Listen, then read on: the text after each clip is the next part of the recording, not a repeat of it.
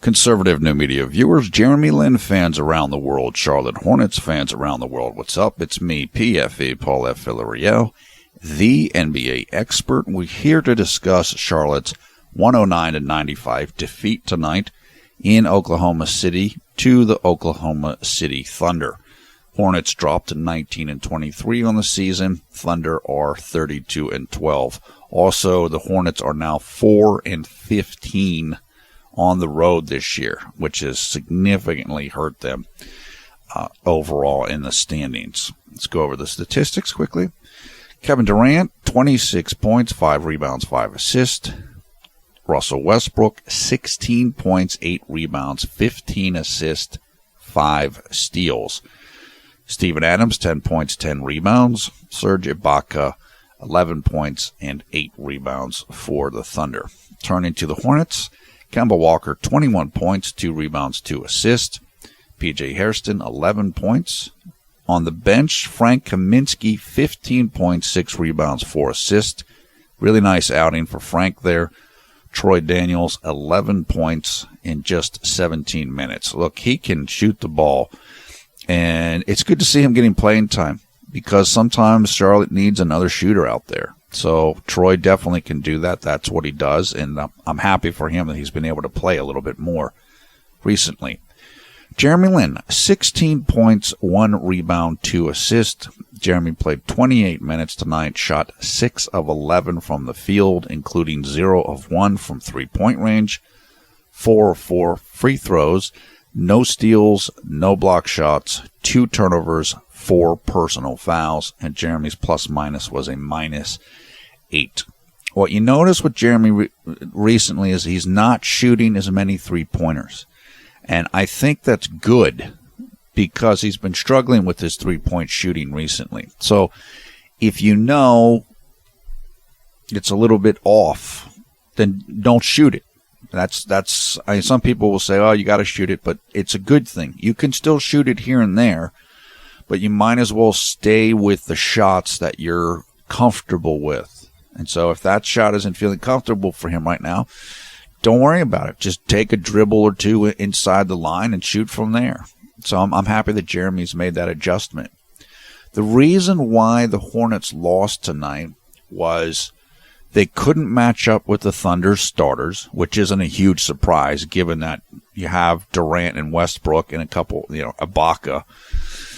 And they got out-rebounded badly. 51 rebounds for the Thunder to 34 rebounds for the Hornets, including a deficit of 14-6 in offensive rebounds. So those are the two core reasons why they lost tonight. The Thunder is one of the best 4 teams in the league. They are a very difficult matchup for the Hornets, much in the same way that the Milwaukee Bucks are a bad matchup. And that is because they are very long of arm, long arms, and they're tall, and they're very athletic. And those two things are weaknesses of the Hornets. So I'm not surprised that the Hornets lost this game. And it's just, I'm glad that we're done playing the Thunder this year. This was the second and final game that we have to play against them this season, and that's good. Let's move on. That's pretty much it. Although the Hornets did play well in the first half. This was only a 7-point deficit at halftime. However, in the third quarter, it became a much larger deficit, and that's when it was mostly starters versus starters. And, Oklahoma City has incredible starters, led by Durant and Westbrook, and they were able to get the advantage. Jeremy played very well in this game. He played really well in this game.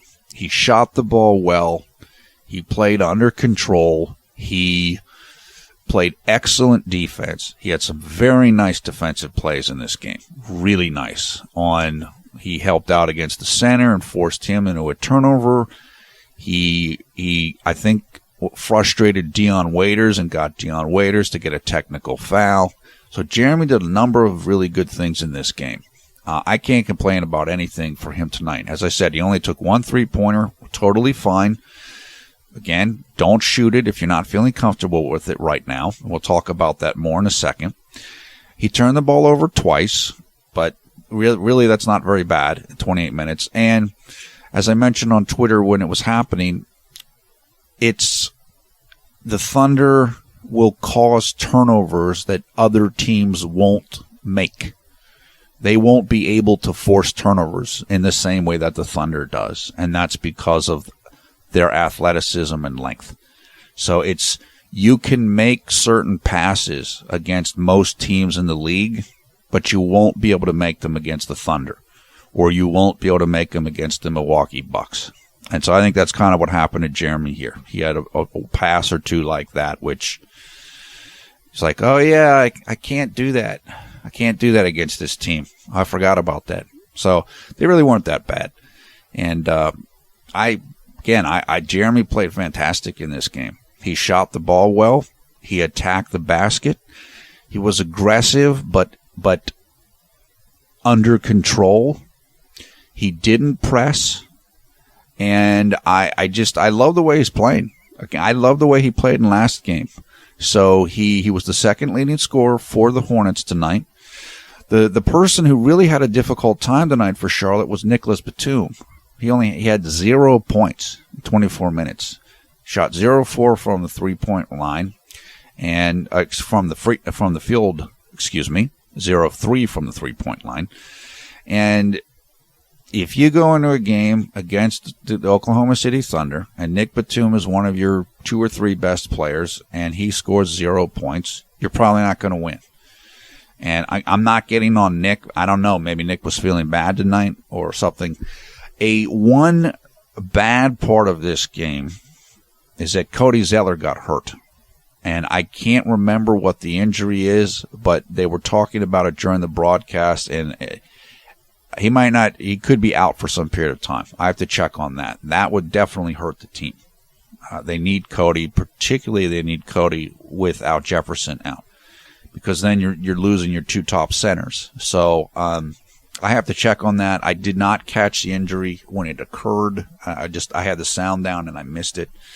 That certainly is not a good information and news for the Hornets. So we certainly hope Cody will be okay and that he will not be out for too long a period of time. But again, turning back to Jeremy, he's playing smart.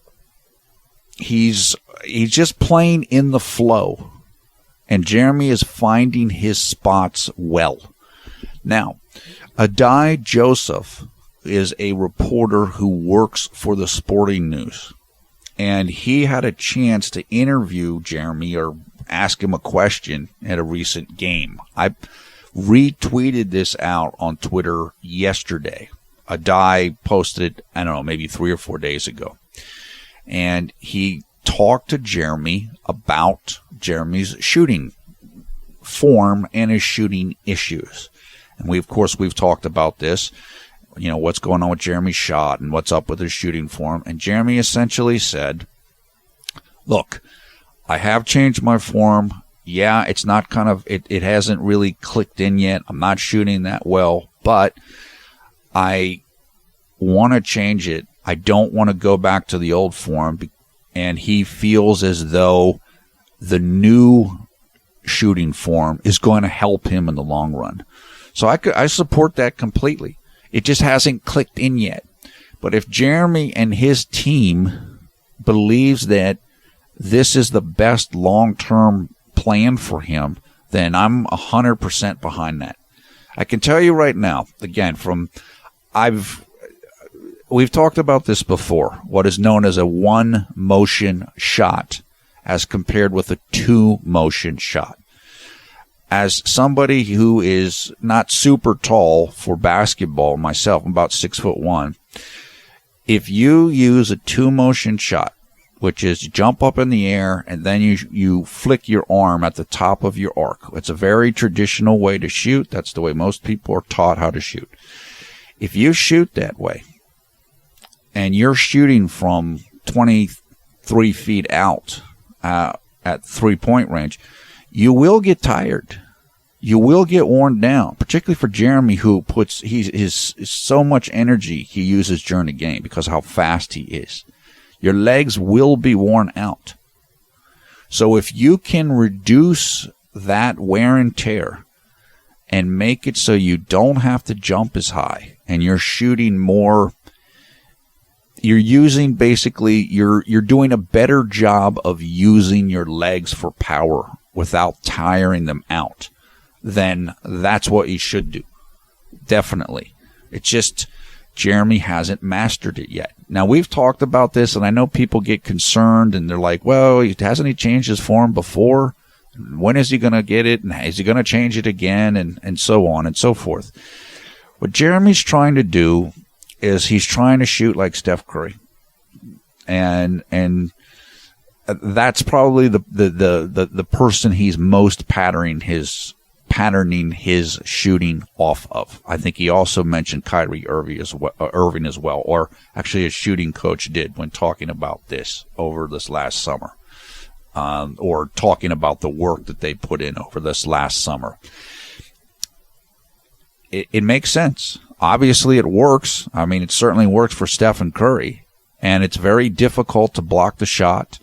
You're able to shoot your shot quicker as compared with less quickly, which means there's a reduced chance of having your shot blocked. It's he just needs to work on it. But the rest of his game, the rest of the way in which Jeremy is playing is very good. Now, I know Jeremy, he also said in his comments to Adai Joseph that he's not thrilled with his defense. Well, look, statistically, Jeremy's defense has dropped off a little bit. You know, we talk about things like RPM and different metrics. It's come down a little bit. But the truth is the entire Hornets team has been struggling on defense. And so it's, you know, it gets contagious a little bit, I think. Overall, I like how Jeremy's playing. His defense was good in this game. It was good in the last game. Defense is not something you have to change your form on, although there are techniques to, there are things you can learn. And Jeremy is learning them in terms of stances and different things. And he mentioned during this year that he has learned a lot actually in that way from Steve Clifford. However, it's not nearly the same kind of undertaking that changing your shooting form is. And it's not the same radical overhaul. But that's where Jeremy's at right now. And look, you guys would, as fans, would certainly hope that it was all finished and set right now, and he was rolling. And I feel the same way. We have seen him do this before. We have seen him go through periods where he's really shooting well and then he's not shooting well. But I think that the proper approach here is just roll with it. It will get better. It will get better. The amount of work that Jeremy puts in is tremendous. So I'm confident in he'll work it out and his team will figure it out. As we said before, we know how much they kind of made a breakthrough in the All-Star game break last year. They looked, I think they went down, they looked at all the tape of his turnovers, and they went over everything, and when Jeremy came back from the All-Star break, he played incredibly well. So I'm confident in them, confident in his shooting coach and so forth. It's just not there right now. And as I said, if that's the case, don't take as many threes. Get yourself shots closer around the basket. And keep doing everything else you do well. And that's exactly what he did tonight. 16 points, 28 minutes, nothing wrong. That's quite good.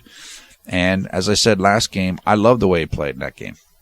Even though he didn't score in double figures. He didn't need to. You don't have to score a lot to be an effective player. So I would imagine that the coaching staff and his teammates are feeling pretty good about how Jeremy played tonight. And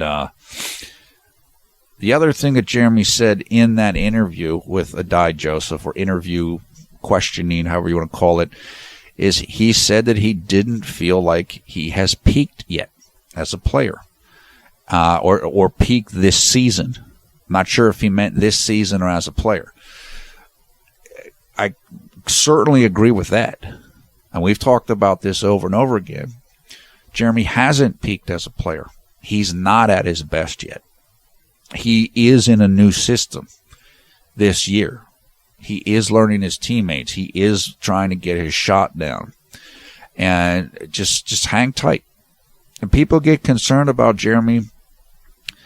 It's kind of like, is he ever going to get there? Is he ever really going to kind of put it all together? And now he's 27 years old and he's in his physical prime. Is it going to be too late? And my answer is no, it's not going to be too late. As I've said it before, and I'll say it right now again, Steve Nash, the great Steve Nash, the soon-to-be Hall of Famer Steve Nash, clearly one of the best point guards of all time, Steve Nash. Steve Nash never got to his best level until he was about 30 years old. And it took him all that time to figure it out, work on his skills, understand his game and what he was trying to do within the system he was playing in. And then Nash was able to maintain that level for about another, 8 years at that absolute, peak level of skill. And then he probably would have maintained it even longer, except he started having injuries. So it can happen like that. You can be a late bloomer. Now, one thing that's a little concerning for Jeremy in that regard is that Jeremy is somewhat, he's significantly reliant on his athletic ability in the terms of his speed, is Jeremy. However, as his skills continue to improve, then you don't have to rely on the athleticism as much. If you can shoot the ball better, you don't have to be as quick as you used to be. And so I think Jeremy will transition away from just the super athlete stage, fine, as he continues to build upon his foundation of ability. So he's still cool. In terms of the minutes that Jeremy has played, his body is young. He hasn't played a ton of minutes in his career. So he's in good shape. He's in good shape. As other people have mentioned, Charlotte is a good place for Jeremy. I know it's not perfect. I know that people have different concerns and different critiques. But I would say this is for an entire season and an overall circumstance. Honestly, I think this is the best situation that Jeremy Lin's been in his career. When you look at New York being really only half a year, and it wasn't even half a season, because at some point Mike D'Antoni left or was basically removed or fired or whatever you want to call it, or resigned. So that was only half a season that we had Linsanity and Mike D'Antoni, and again, it wasn't even a full half of a season. Here, there isn't the instability that was going on in New York then. The coach isn't going anywhere. Jeremy likes his teammates, and I don't think there's any type of jealousy or hater issues there. And you have a very competent coaching staff. I know people say different things, and Clifford or whatever. Clifford's a good coach. And you also have people like assistant Steven Silas there, who Jeremy really likes and really respects, and somebody who is definitely going to help Jeremy improve as a player. So it's not ideal. Jeremy's not starting.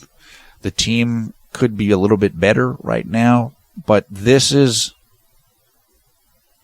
think Jeremy's happy. He's improving.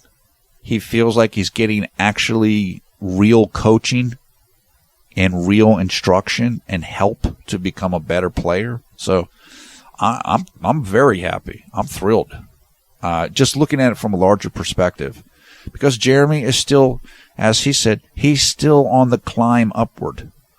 He's still going towards the peak, and he's not there yet, and that's good. That's not a bad thing. That's a good thing, because it means we haven't seen the best version of Jeremy Lin yet. We still haven't seen it, but he's getting there step by step every single day. He's getting closer to being able to do that. And he has definitely improved this year in terms of cutting off the ball, being able to play as a shooting guard in a system that's really not using him a lot in pick and roll. He's improved tremendously, and just as a system player. And I'm excited. I'm very excited. Look, we still have, basically the whole second half of the season. As I said in the last video, I expected this to be a loss. I'm not down about it. Okay, let's move on. And now the next game coming up is against the Orlando Magic. Got to win that game. That's the game that you focus on winning more so than this game. And because it's definitely a more winnable game, and